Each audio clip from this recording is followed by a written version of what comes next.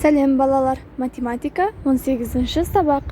Балалар, сабақты бастаудан алдын каналға тіркеліп, лайк басып кетуді ұмытпайық.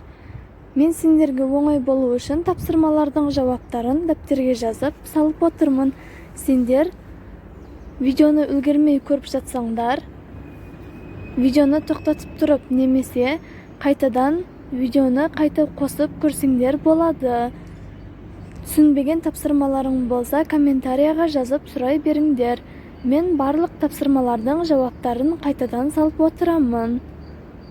Видео сендерге пайдалы болған болса, балалар, комментария қалдырып және лайк басып кетуді ұмытпайық.